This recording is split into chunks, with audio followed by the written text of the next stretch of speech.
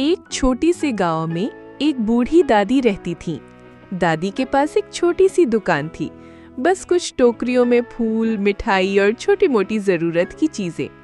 वह सड़क के किनारे एक पेड़ के नीचे बैठकर अपना सामान बेचती थी। गांव में अब बड़ी बड़ी दुकानें और एक छोटा सा मॉल भी खुल गया था। सब लोग वहीं जाकर शॉपिंग करते थे। दादी की टोकरियां अक्सर खाली ही रहती थीं। कभी कोई भूला भटका आ जाए तो वह खुश हो जाती थीं। उन्हें दुख होता था कि कोई उनसे सामान नहीं खरीदता।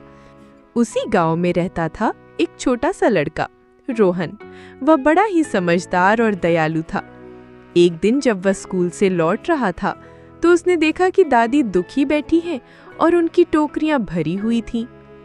रोहन दादी के पास गया और पूछा, दादी माँ, क्या हुआ? आज आप उदास क्यों हैं? दादी ने एक लंबी सांस ली और कहा, बेटा, देखो मेरी दुकान पर कोई नहीं आता। सब लोग बड़ी दुकानों से सामान खरीदते हैं।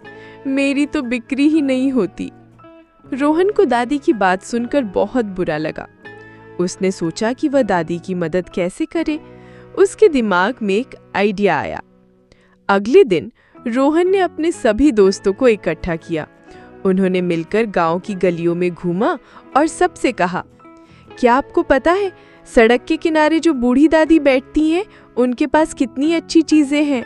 उनकी मिठाई बहुत स्वादिष्ट होती है और फूल भी ताजे होते हैं। हमें उनसे भी सामान खरीदना चाहिए। पहले तो लोगों ने रोहन की बात पर ज्यादा ध्यान नहीं दिया, लेकिन रोहन और उसके दोस्त हर रोज लोगों से दादी की दुकान के बारे में बात करते रहे। उन्होंने दादी की मिठाइयों की तारीफ की और लोगों को बताया कि दादी कितनी अच्छी हैं। धीरे धीरे लोगों पर रोहन की बातों का असर होने लगा। कुछ लोगों ने सोचा कि चलो एक बार दादी की दुकान पर भी देखते हैं। जब वो दादी के पास गए तो उन्हें सच में दादी का सामान अच्छा लगा और दादी का प्यार भरा बर्ताव भी बहुत पसंद आया।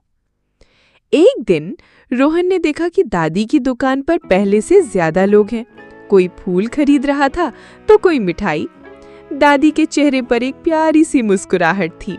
रोहन ये देखकर बहुत खुश हुआ। अब तो हर रोज दादी की दुकान पर भीड़ लगने लगी।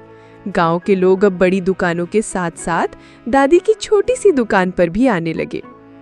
दादी की बिक्री अब अच्छी होने लगी थी और वह बहुत खुश थी। उन्होंने रोहन को बुलाकर ढेर सारा आशीर्वाद दिया और प्यार किया।